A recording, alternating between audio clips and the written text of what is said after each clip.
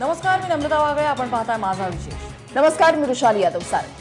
पश्चिम बंगालमधलं वातावरण हे आता डॉक्टरांच्या संपामुळे आणखी ढवळून निघालेलं आहे. 3 दिवसांपासून सुरू असलेल्या संपामुळे मुख्यमंत्री ममता बॅनर्जींच्या नेतृत्वावर सुद्धा प्रश्नचिन्ह उपस्थित केलं गेलंय. पश्चिम बंगालमधलं राजकीय वातावरण ढवळून निघालेलं असताना डॉक्टरांच्या संपामुळे तृणमूल सरकार पुढच्या अडचणी आता आणखीनच वाढलेल्या आहेत. ममता बॅनर्जींनी डॉक्टरांना अल्टिमेटम देऊन सुद्धा डॉक्टर आपल्या संपाच्या भूमिकेवर ठाम आहे.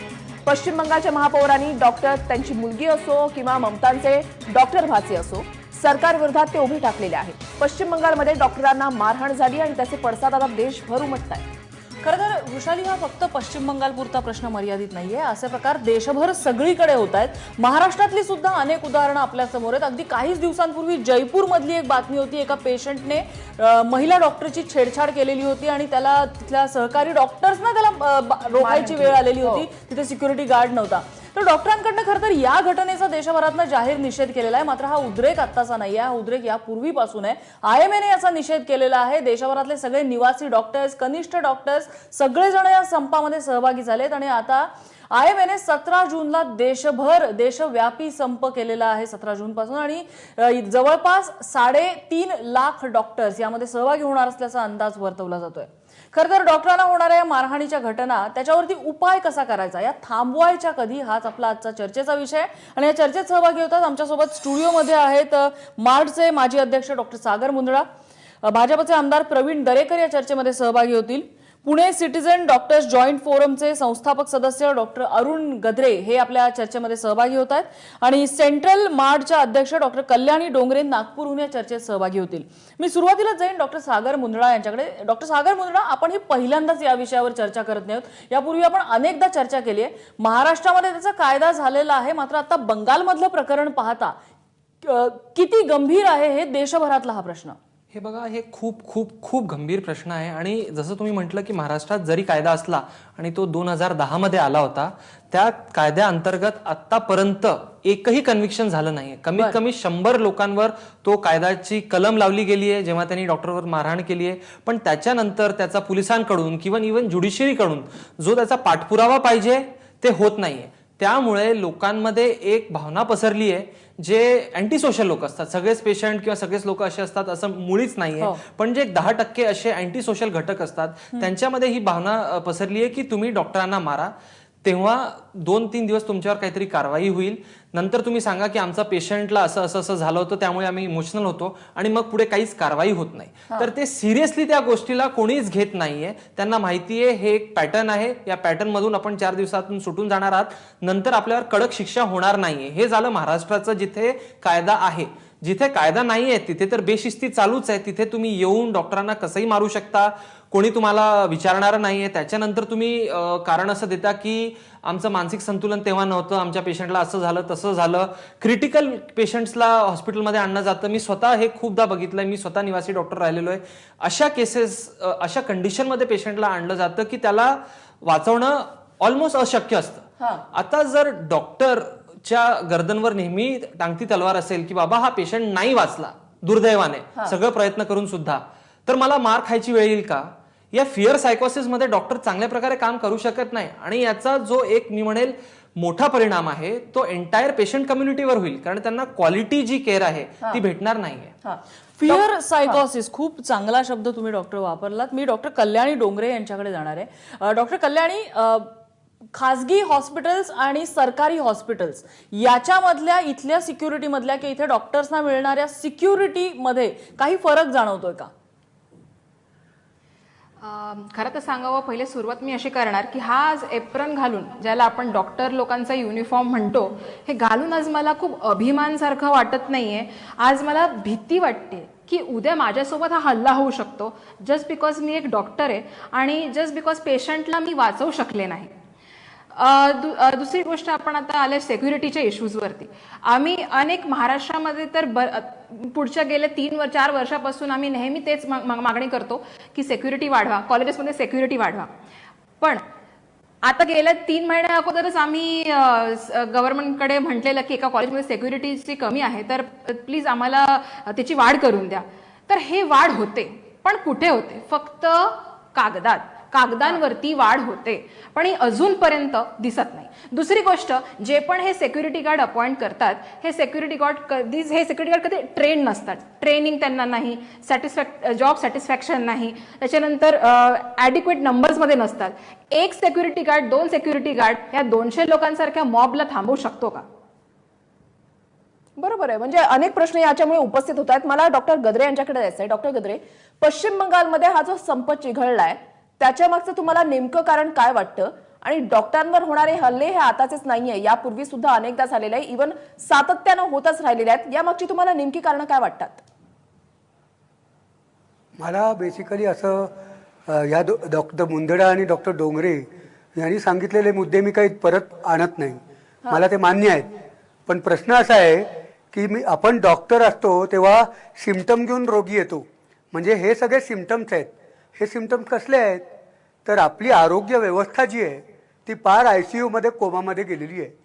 म्हणजे माझ्याबरोबरचे एक डॉक्टर आहेत, त्यांच्यावर असा हल्ला झाला आणि ते हल्ला होणार होता म्हणून पेशंटला हलवून नाशिकला एका कॉर्पोरेट हॉस्पिटलमध्ये त्यांनी पेशंट ॲडमिट केला. आणि त्यांनी मला फोन केला की अरुण, लाज वाटते मला, आपण नेहमी पेशंटच्या बाजूने लढणारी माणसं आहोत, पण आज मला हे बाउन्सर आजूबाजूला आहेत कॉर्पोरेटमध्ये, त्याचा मला खूप समाधान वाटतं आहे. कारण मला पेशंटनी धमकी दिली होती, जर पेशंट मेली तर त्या चितेवर तुला जाळून टाकू. तर ही अवस्था प्रामाणिकपणे काम करणाऱ्या छोट्या छोट्या इंडिव्हिज्युअल डॉक्टर्सची आहे. दुसरीकडे हल्ले कोणावर जास्त होत आहेत? धुळ्यात हल्ला झाला, KEM मध्ये हल्ला झाला, आता कलकत्त्यामध्ये हल्ला झाला. हे हल्ले शासकीय रुग्णालयातल्या इंटर्न्सवर होत आहेत, रेसिडेंटवर होत आहेत. अत्यंत शर्मेची बाब आहे. सगळ्या राज्य सरकार आणि सेंट्रल गव्हर्नमेंट यांनी पूर्णपणे शासकीय व्यवस्था गेल्या 30 वर्षात मारून टाकलेली आहे. कल्याणी रोगणे म्हणाल्या की कागदावर असते. अरे पण ते सगळे कॉन्ट्रॅक्ट लेवल आहेत. कॉन्ट्रॅक्टवर घेतलेली माणसं भाडोत्री आहेत. ती काय आमचं रक्षण करणार? आणि सरकारी एकूणच सरकारमध्ये कोण जातं आता की ज्यांना अतिशय मनात खंत असते की आपल्याकडे पैसे नाही, त्यामुळे आपण प्रायव्हेटमध्ये जाऊ शकत नाही. स्वतःच्या नशिबाला शिव्या देत ते तिकडे सरकारमध्ये येतात. आणि हा आमच्या मुलामुलींवर केवढं मोठं प्रचंड काम असतं. काय म्हणजे कसं, औषधं नाहीत, बाहेरून दिली जातात, सोनोग्राफी बाहेरून करायची. इतका वैतागलेलो असतो हा पेशंट की इथं तर गुंडच आले होते कलकत्त्यात, पण इतरत्र सुद्धा पेशंटचं सॅटिस्फॅक्शनचा इंडेक्स कोणी केलाय का? उलट सरकारने गेल्या 30 वर्षात सरकारी व्यवस्था मारून टाकली आणि खाजगी व्यवस्था ती सुद्धा अनियंत्रित, कॉर्पोरेटायझेशन, हा जो चुकीची दिशा 30 वर्षात लागली आहे, त्याच्यामुळे आपली आरोग्य व्यवस्था आता कोमामध्ये आहे. आणि ही इमर्जन्सी सरकारनी, राज्य सरकारनी, सेंट्रल गव्हर्नमेंटनी डिक्लेअर करायला पाहिजे. अग्रक्रमा, अरे किती 640 रुपये प्रति माणशी महाराष्ट्र सरकार प्रत्येक माणसावर वर्षभरात खर्च करतं आणि 1100 रुपये सेंट्रल गव्हर्नमेंट. डॉक्टर गद्रे, हे मुद्दे जाणून घ्यायला मी पुन्हा एकदा तुमच्याकडे येते. मात्र तुम्ही खूप चांगला मुद्दा मांडलाय. हाच मुद्दा घेऊन मला प्रवीण दरेकरांकडे जायचंय. प्रवीण दरेकर, डॉक्टर गद्रे असं म्हणतात आपली आरोग्य व्यवस्था सध्या कोमामध्ये आहे. सरकारचे प्रतिनिधी म्हणून तुम्हाला हे मान्य आहे का? नाही, निश्चितपणे आरोग्य व्यवस्थेमध्ये जेवढी सुधारणा करणं आवश्यक आहे तशा प्रकारची सुधारणा करण्याचा प्रयत्न आताचा असणारं देवेंद्र फडणवीस सरकार आणि वैद्यकीय शिक्षण मंत्री त्या ठिकाणी गिरीश महाजन करतायत, हे मला आवर्जून या ठिकाणी सांगावंसं वाटतं. एक गोष्ट या माध्यमातून खरी आहे की कलकत्त्याच्या या डॉक्टरवरील हल्ल्याच्या निमित्तानं डॉक्टरांचा सुरक्षेचा प्रश्न आणि त्या वैद्यकीय सेवा पुरवणाऱ्या कर्मचाऱ्यांचा प्रश्न पुन्हा ऐरणीवर या ठिकाणी आलेला आहे. या ठिकाणी महाराष्ट्र राज्याचं या ठिकाणी कौतुक करावं लागेल की काही राज्यामध्ये अशा प्रकारे डॉक्टरांच्या हल्ल्यांवरचा किंवा प्रॉपर्टीची नासधूस त्या ठिकाणी करण्यासंदर्भातचे कायदे नाहीत. परंतु 2010 साली अशा प्रकारचा प्रिव्हेन्शन ऑफ व्हायलन्स आणि डॅमेज प्रॉपर्टी संदर्भात राज्य शासनानं यांनी सांगितलं या कायद्याचा काहीही उपयोग नाहीये, एकही याच्यामध्ये शिक्षा झालेली नाहीये, कोणीही कन्व्हिक्शन यामध्ये झालेलं नाहीये. आपण कायद्याची बात करतोय, फक्त कागदावर कायदा आहे का हा? एक नाही, कागदावर कायदा नाही आहे. डॉक्टर म्हणाले ते पूर्ण सत्य नाही आहे. या कायद्याच्या अनुषंगाने त्या ठिकाणी 3, 4, 5, 6 या 4 कलमाच्या द्वारे त्या ठिकाणी विविध शिक्षेचं प्रावधान त्या ठिकाणी केलेलं आहे. कलम 3 असेल, कलम 4 असेल, त्या ठिकाणी 3 वर्षाची त्यांना कैद, 50,000 रुपयाचा दंड. बरोबर आहे दरेकरजी, तुम्ही हा जो मुद्दा मांडताय तो बरोबर आहे. कायदा आहे ना, मात्र त्याची अंमलबजावणी होत नाहीये, हाच मुद्दा आहे. मुंदडाजी तुम्ही यावर बोला. कायदा कलम 3 आहे, कलम 4 आहे, नॉन बेलेबल ऑफेन्स आहे, 3 वर्षाची कडक शिक्षा आहे. पण मग 10 वर्षात एकालाही शिक्षा का नाही झाली, माझं हे म्हणणं आहे. दरेकरकडनं आपण उत्तर घ्या. दरेकरजी, या बाबतीत आपलं म्हणणं त्या ठिकाणी निश्चितपणे आम्ही गांभीर्याने घेऊ आणि जर कन्व्हिक्शनचं प्रमाण वाढवण्यासाठी या ठिकाणी गतिशील कशा पद्धतीनं ऍक्टिव्हिटी होतील याचा राज्य सरकार निश्चितपणे विचार करेल. आणि पाठपुरावाच्या बाबतीत सुद्धा डॉक्टर साहेब आपल्या सोबत त्या ठिकाणी निश्चितपणे आम्हाला समर्थन करायचं काही कारण नाही. डॉक्टरांसमवेत कन्व्हिक्शन व्हावं या संदर्भात सुद्धा निश्चितपणे आम्ही सारी मंडळी आग्रही आहोत. दुसरा प्रश्न, आपलं सरकारचा टेन्युअर आता संपत आलेला आहे. 6 महिने किंवा 4 महिने शेवटचे राहिलेले आहेत. मॅडम, आम्ही प्रयत्न करू. किती दिवस सांगताय तुम्हाला? 4 दिवसापूर्वीची केस आमच्या वर्ध्यात एका बाईला स्वतःच्या हाताने स्वतःची डिलिव्हरी सरकारी हॉस्पिटलमध्ये करायची वर्ध्यामध्ये घडलेला प्रकार, वर्ध्यातला प्रकार आहे हा. आपल्या कायद्यात स्वतःच्या हाताने त्या बाईला स्वतःची डिलिव्हरी करायची वेळ आली होती. फरशीवर तिने मुलाला जन्म दिलेला आहे. आणि आज आपण सरकारी व्यवस्थेबद्दल काय बोलतोय? देऊ शकत नाही. सरकारी व्यवस्थेबद्दल कन्व्हिक्शन किती दिवसात करावं अशा प्रकारचं डायरेक्शन देण्याचे अधिकार राज्य सरकारला नाही आहेत. त्याच्यामुळे हा विषय पूर्णपणे कोर्टाच्या अखत्यारीतला विषय आहे आणि त्या ठिकाणी हे गतिशील व्हावं याकरता निश्चितपणे शासन पाठपुरावा करेल असं मी म्हणालो. ठीक आहे, आपण म्हणूया की कायदा न्यायालयाच्या अखत्यारीतला आहे. ठीक आहे, तुमची अडचण आम्हाला समजली. मुद्दा जो डॉक्टर गद्रेंनी उपस्थित केला की याचं मूळ कुठे आहे, तर आपली झोपलेली आरोग्य व्यवस्था, आपली मरणासन्न कोमात गेलेली आरोग्य व्यवस्था याच्यात आहे. त्या आरोग्य व्यवस्थेला सुधारण्यासाठी आपण काय करतोय? जर आपल्या राज्यामध्ये आज हॉस्पिटलवरतीच साठलेल्या घाणीतनं हॉस्पिटलमधल्याच पेशंटना डेंग्यू होतोय, हॉस्पिटलमध्ये आलेल्या एका स्त्रीला स्वतःच्या हाताने डिलिव्हरी करून तिचं बाळ आज तिथल्या घाणेरड्या फरशीवर जन्माला येतोय, या आरोग्य व्यवस्थेचं काय करणार आहोत आपण? हे मूळ आहे डॉक्टरांवर होत असलेल्या हल्ल्याचं. आपण निश्चितपणे डॉक्टरांच्या हल्ल्यांवरचं हे मूळ नाही आहे. मूळ त्या ठिकाणी ज्या वेळेला पेशंट दगावतो किंवा काय अशा प्रकारचं जेव्हा भावनिक वातावरण होतं त्यावेळेला असे उद्रेक जास्त झालेत. एखाद्या ठिकाणी कचरा आहे म्हणून त्या ठिकाणी उद्रेक होऊन कोणाला मारहाण केलेल्याचं उदाहरण मला तरी माहित नाही. त्याच्यामुळं ही जी आरोग्य व्यवस्था आहे, ही जी आरोग्य व्यवस्था आहे, ही आरोग्य व्यवस्था आताच्या असणाऱ्या फडणवीस सरकारच्या काळात आणि नरेंद्र मोदी त्या ठिकाणी आमूलाग्र असा बदल त्या ठिकाणी होतोय हे मला त्या ठिकाणी सांगावं असं वाटतं. दोन वेगवेगळ्या माध्यमातून पेशंटवर आणि आरोग्य व्यवस्थेवर देण्याचा सरकारचा आणि केंद्र सरकारचा. ठीक आहे, तुमचा मुद्दा लक्षात आला. दोन कारण आहे. एक आहे की समजा मी सरकारी हॉस्पिटलमध्ये जाणारा पेशंट आहे, जसं डॉक्टर गद्रे सर म्हटले, अगदी खरं आहे. जेव्हा मी तिथे ऍज अ पेशंट म्हणून जातो, माझ्या अगोदर 100 पेशंट असतात. शेवटी 3-4 तासानंतर जेव्हा मी डॉक्टरकडे ओपीडी मध्ये पोहोचतो, तो डॉक्टर एका डॉक्टरनी 10 पेशंट बघितले पाहिजे, त्यांनी 100 बघितलेले असतात. तो पण फ्रस्ट्रेटेड झालेला असतो. त्याच्याकडे माझ्यासाठी वेळ नसतो, कारण त्याला अजून 300 पेशंट बघायचे असतात. तो मला 5 मिनिटं देतो जिथे 15 मिनिटं द्यायला पाहिजे. तर 3 तास मी थांबलो त्यांच्यासाठी. तिथे माझा फ्रस्ट्रेशन वाढतो. माझं आरोग्य अगोदरच खराब झालेलं आहे. 5 मिनिटं डॉक्टरांशी बोलतो, मग 2-3 ते तपास लिहून देतात. आता जसं सर म्हटले, खूप ठिकाणी ते तपास होत नाही. खूप ठिकाणी त्या तपासाला 2-2 MRI करायचं असेल 2-2 महिन्याची लाईन असते. खूप ठिकाणी गोळ्या भेटत नाही. या सगळ्या यंत्रणेतून पेशंट एका प्रकारे परेशान होऊन जातो, फेडअप होऊन जातो. आणि समजा अशा केसमध्ये काही उलट सुलट घडलं किंवा पेशंट दगावला, तर फेस ऑफ द हॉस्पिटल आपण जे म्हणतो ते डॉक्टरच असतो. त्यामुळे त्यांना ते मारतात. हे एक प्रकारचं झालं. याच्यावर जर आपण आरोग्य व्यवस्था सुधारली, जे केलंच पाहिजे, जे आपण प्रत्येक पेशंट मागे काहीच खर्च करत नाही, इन्फ्रास्ट्रक्चर असेल, ह्युमन रिसोर्स असेल, डॉक्टर वाढवणे असेल, नर्सेस असेल, वॉर्डबॉयज असेल, काहीच आपण करत नाही. ते वाढवण्याची गरज आहे. ते जर केलं तर दीर्घकाळीमध्ये हल्ले थांबतील. दुसऱ्या प्रकारचे हल्ले असे असतात, आणि हे मला खूप लाजिरवाणी वाटतं. खूप लोक येतात, ते म्हणतात आम्ही हे पॉलिटिकल पार्टीचे किंवा आम्ही हे नगरसेवकचे, हे आम्ही याचे, हे त्यांचं काही ना काही पॉलिटिकल बॅकग्राऊंड असतं आणि ते गुंडागर्दी करण्याच्या हेतूनेच येतात. जणू काही त्यांना तिथे मुंदडाजी, मारण्याच्या तुम्ही हेतूने अत्यंत चालले. योग्य मुद्दा या ठिकाणी मांडलेला आहे आणि हाच मुद्दा घेऊन आपल्याला यापुढे सुद्धा चर्चा करायची आहे. मला डॉक्टर गद्रे यांच्याकडे सुद्धा जायचंय, मात्र एक छोटासा आपण ब्रेक घेणार आहोत. ब्रेक नंतर ही चर्चा आपल्याला अशी सुरू ठेवायची आहे. पाहत रहा एबीपी माझा.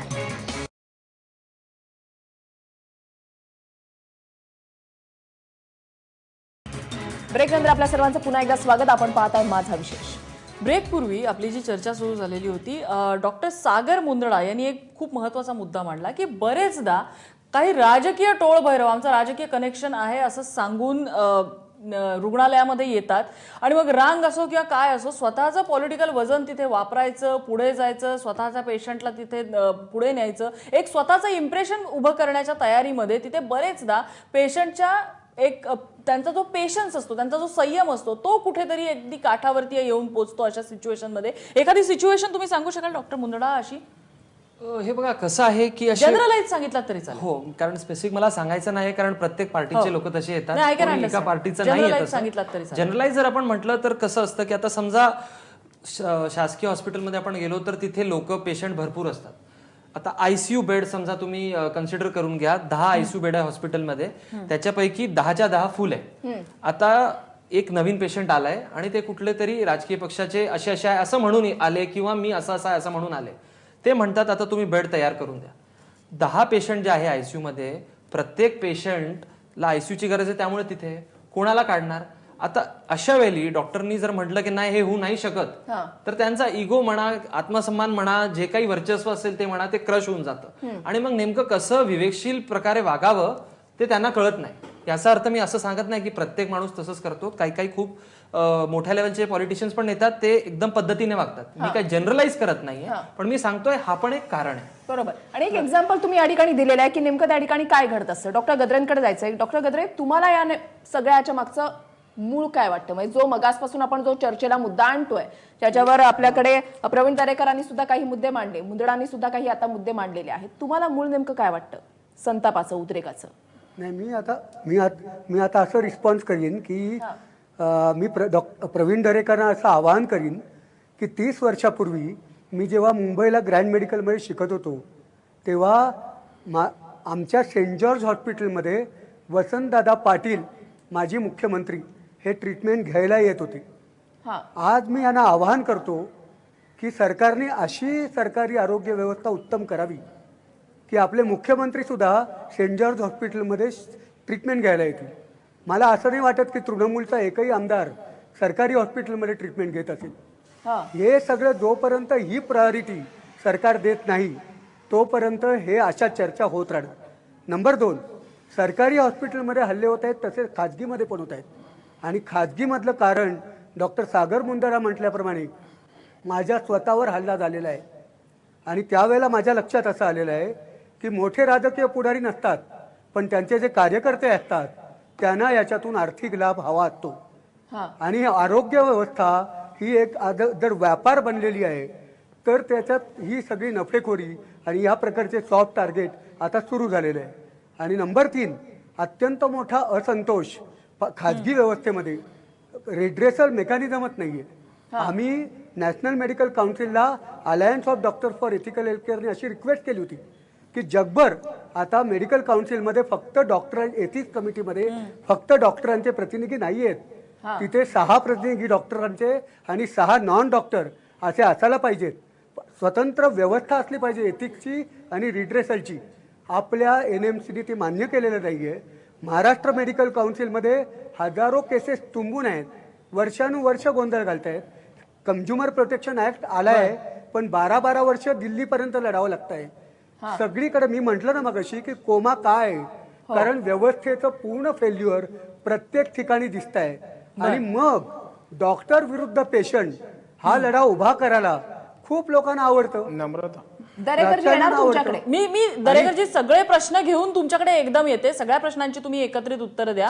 मला हाच मुद्दा घेऊन डॉक्टर कल्याणी डोंगरे यांच्याकडे जायचंय. कल्याणी डोंगरे, गव्हर्नमेंट कॉलेजेस जी आहेत, मेडिकल कॉलेजेस, त्याच्यामध्ये विशेषतः हे हल्ले होत असलेलं दिसतंय. आणि जसं तुम्ही मगाशी सांगितलं की इंटर्न्स असतात किंवा रेसिडेंट डॉक्टर्स असतात, हे याला जास्तीत जास्त बळी पडतायत. तर तुमचे काही सजेशन आहेत का याच्यामुळे, की काय अशी कारणं तुम्हाला दिसत आहेत की जी सरकारने सुधारली पाहिजेत?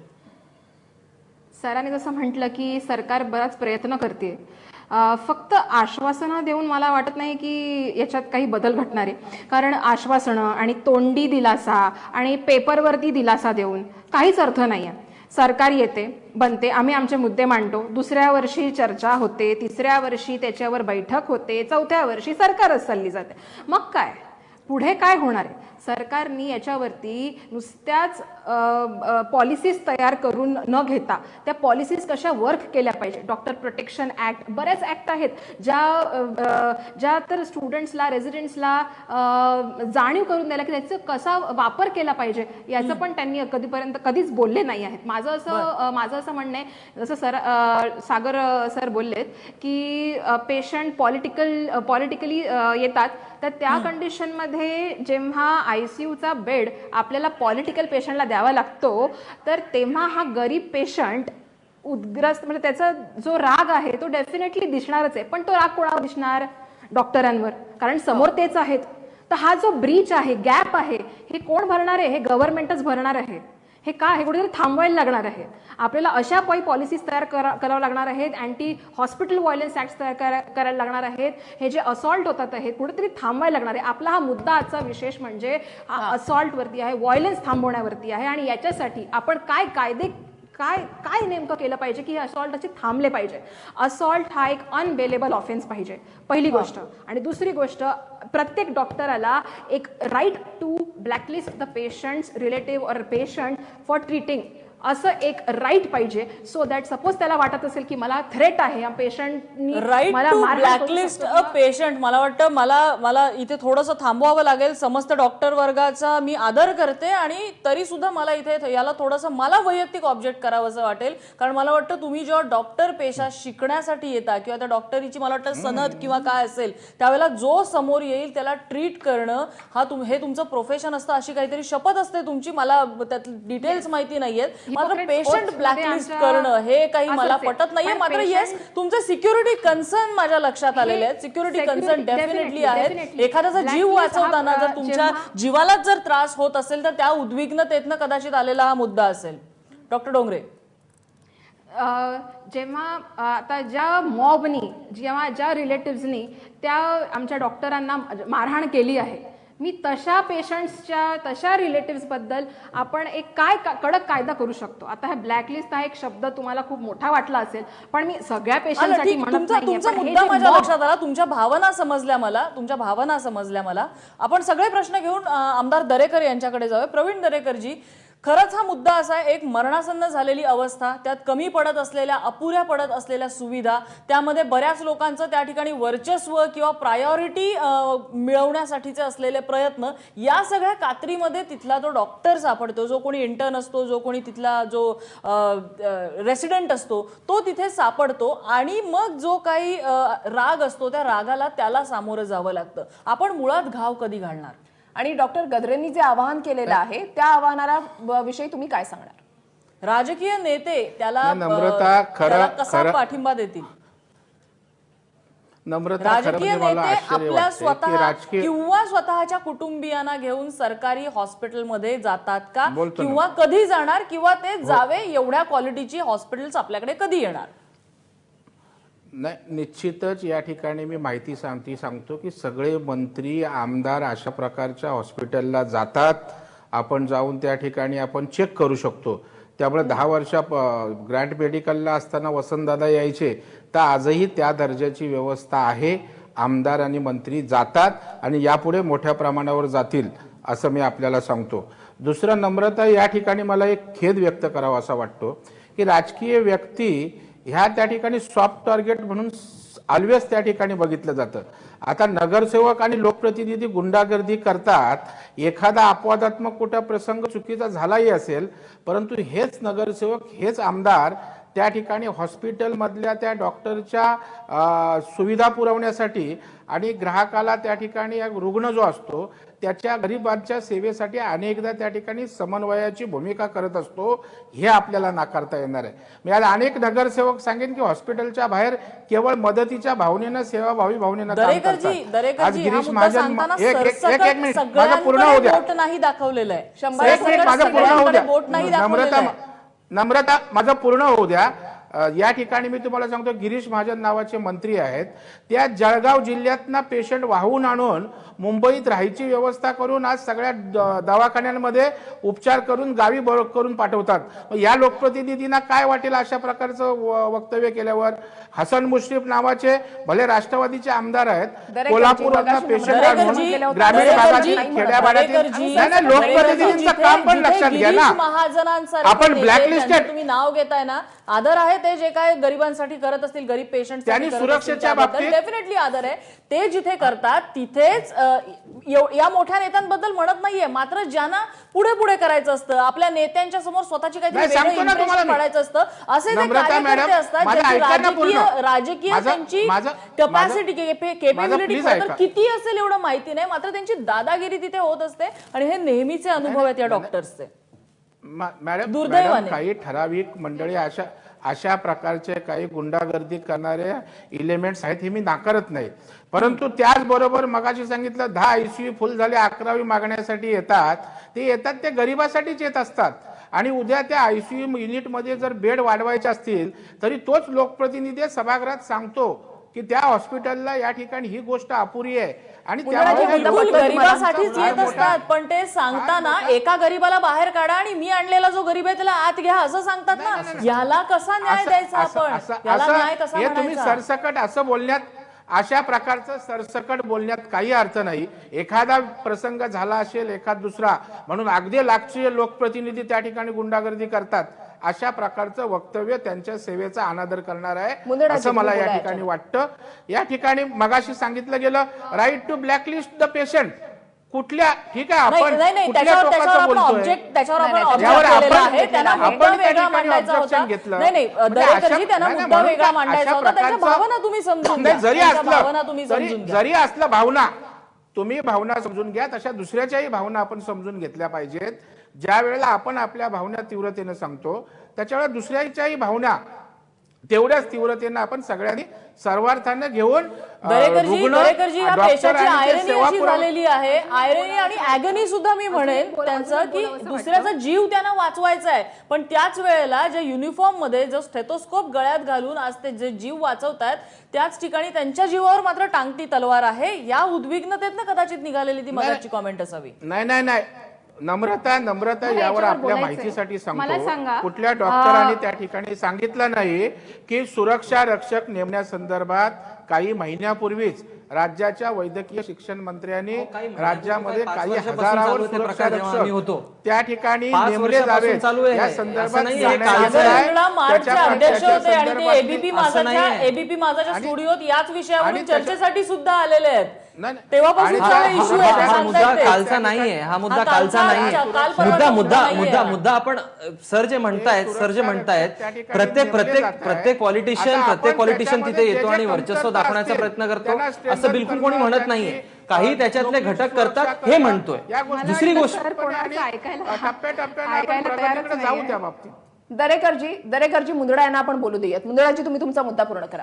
सगळ्यात अगोदर असं कोणीच म्हणत नाहीये की सगळे तिथे जे राजकीय नेते येतात किंवा राजकीय रिप्रेझेंटेटिव्ह येतात ते चुकीच्या भावनेने येतात.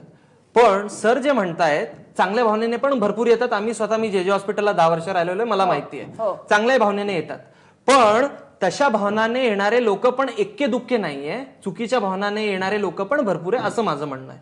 दुसरी गोष्ट, मुद्दा मेन आहे की डॉक्टरांवर हल्ला का होतो. तेच जर प्रश्न मी विचारलं की समजा कोणी पोलिसावर हल्ला झाला समजा किंवा माननीय कोर्टाच्या जजवर हल्ला झाला तर कारवाई कडक होते की नाही होते, किंवा कुठल्या पॉलिटिशियनवर हल्ला झाला तर कारवाई कडक होते की नाही होते. तीच कारवाई कडकपणे आपल्याला हॉस्पिटलमध्ये जीव वाचवणाऱ्या डॉक्टर बद्दल जर हल्ला होत असेल ती का दिसत नाही, हा मूळ प्रश्न आहे. की तुम्ही दुय्यम दर्जा जे लोक जीव वाचवण्यासाठी तिथे 24 तास रेसिडेंट डॉक्टर्स 24 तास काम करतात त्यांना तुम्ही एसेन्शियल सर्व्हिस ते प्रोव्हाइड करतायत, तर तुम्ही त्यांचे एसेन्शियल नीड्स तर पूर्ण करा. हा बेसिक मुद्दा आहे. बरोबर. डॉक्टर डोंगरे, तुम्हाला बोलायचं होतं, काही शेवटची सेकंद राहिलेली आहेत. डॉक्टर डोंगरे, जर का आपल्याला गन पॉइंटवर ठेवलं आणि म्हटलं नाही तू आता आमच्या पेशंटला वाचव, नाही तर तुला आम्ही मारून टाकणार, या गन पॉइंटच्या स्टेटमध्ये एक डॉक्टरनी काय केलं पाहिजे याच्यावरती जर का मला कोणी उत्तर देईल तर बरं होईल. नाही, मुद्दा हाच आहे की आपल्याकडे असं जर काही कोण एखादी बोलत घटना नाही, घडली gunpoint तर एक फर्स्ट रिस्पॉन्डंट म्हणून एक वर्ग असतो. पोलीस असतात, फायर ब्रिगेड असतात, डॉक्टर्स असतात, न्याय व्यवस्था असते. हे त्या सिच्युएशनला रिस्पॉन्ड करते, त्याच्यामधनं जे अडकलेले त्यांना रेस्क्यू करायचा प्रयत्न करत असते. मेडिकली असेल, लिगली असेल, बऱ्याच गोष्टीने अशांचा या समाजामध्ये आदर झाला पाहिजे. त्यांना या समाजामध्ये सिक्युअर नक्कीच वाटलं पाहिजे, तर त्यांचं जे काम आहे ते व्यवस्थित करू शकतात. कोणावरही अन्याय नाही झाला पाहिजे. विशेषतः डॉक्टर्स ज्यांच्या हाती एखाद्या व्यक्तीचा कदाचित जीवन मरणाचा प्रश्न त्यांच्या हाती असतो, ते जर आज भीतियुक्त वातावरणामध्ये काम करत असतील तर त्यांच्या कामावरती कदाचित त्याचा परिणाम होऊ शकतो. त्यामुळे ते भीती मुक्त कसे राहतील या दृष्टीने पावलं उचलली पाहिजेत आणि नुसती पावलं नाही, दमदार पावलं उचलून त्याची अंमलबजावणी झाली पाहिजे. नाहीतर मगाशी डॉक्टर कल्याणी डोंगरे यांनी सांगितलं की पहिल्या वर्षी मुद्दा काहीतरी घडतं, दुसऱ्या वर्षी चर्चा होते, तिसऱ्या वर्षी कोणतरी ठरवतं आणि चौथ्या वर्षी सरकार बदलायची वेळ येते. अशी जर परिस्थिती होत राहिली तर हे दुष्टचक्र कुठेतरी तोडायला पाहिजे. या चर्चेसाठी आपल्याला सगळ्या मान्यवरांनी वेळ दिला. सगळ्यांचे आभार. माझा विशेष मध्ये इथंच थांबतोय. पाहत रहा एबीपी माझा.